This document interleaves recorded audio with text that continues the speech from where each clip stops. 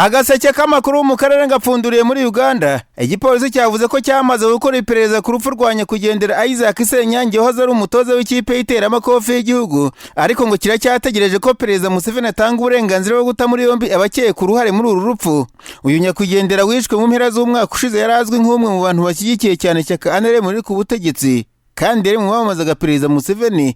Ikinyamakuru Daily Monitor cyanditse ko umwe mu bapolisi bakoze iperereza utashatse kuvugwa muri iyi nkuru yavuze ko umukuru wa polisi ya Uganda Okoth Ochola yoherereje Museveni biri mw'iri perereza mu byumweru bibiri bishize. Museveni ngo niwe ubura kugira ngo akome imbarutso. Abakoze iri perereza ngo ntibaragira ijambo na rimwe bavugana n'abakekwa, cyane cyane ko ari bamwe mu basirikari, ndetse ngo imbunda bakoresheje baracyazifite.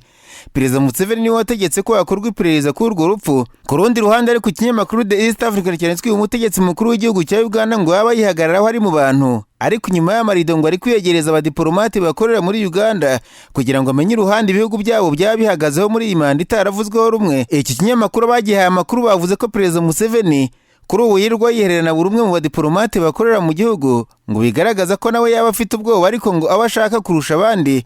Na ambasaderi wa Amerika mu Bugande n'Ubwongereza, bimwe mu bihugu bitanga amafaranga menshi muri Uganda. Ubu igitutu kiri muri Uganda nuko Museveni asabwa gushaka uko habaho ibiganiro n'abamurwanya, ngo nubwo asa n'utabikozwa mu ruhame, ariko iyo ari kumwe n'abo ngabo ngo yemera ko ari ngombwa. Nararanganije amaso ibinyamakuru byandikirwa muri Kenya. Abanyamakuru bashyize amakaramu ku mpapuro barandika. Banditse ko bavuga urujijo ku isubikwa ry'ikiganiro Perezida Uhuru Kenyatta yari bugirane n'abanyamadini ndetse n'abagore mu ntara ya Central Kenya, ngo byaba byakozwe n'abantu batazwi batumije abo bagore bashaka gutobera perezida. Ikinyamakuru The Standard cyanditse ko isinzi ry'abagore bazindukiye ahitwa State Lodge, aho baribonanira umukuru w'igihugu, bahagera bagatungurwa n'uko iyo nama idahari. Iki kinyamakuru kivuga ko abagore baharamukiye mu ruturuturu bavuga ko babyumvise mu itangazamakuru, kandi ngo bari bijejwe amafaranga y'insimburamubyizi. Kanze Den uvugira ibiro bya Perezida Kenyatta yavuze ko inama yimuwe kubera impamvu atatangaje. Icyakora hari bamwe mu bategetsi muri kariya gace babwiye iki kinyamakuru ko nama nta yari ihari, batazi uwayitumije, ahubwo ngo yatumijwe n'abantu bashakaga guteza urujijo no gutukisha Perezida Kenyatta. Abayobora iyo hoteli yagombaga kuberamo inama bavuze ko nta nama bari bazi, kuko ngo nta wabasabye gutegura aho iri bubere. Bashimangira ko abo bagore babarirwaga mu magana batumijwe n'umuntu ngo utazwi. Ninyebije muri Kongo Kinshasa, abanyamakuru bicaye imbere ya mudasobwa barandika.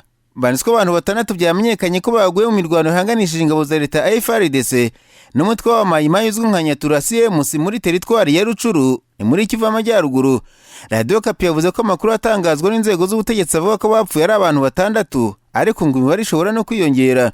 Iki gitero cyagabwe kuva ku wa gatandatu mu cyumweru gishize. Izi nyeshyamba ngo zapfushije abantu n'abandi 2 n'abasivile bafashwe n'amasasu muri iyo mirwano, ariko haravugwa n'inkomere nyinshi.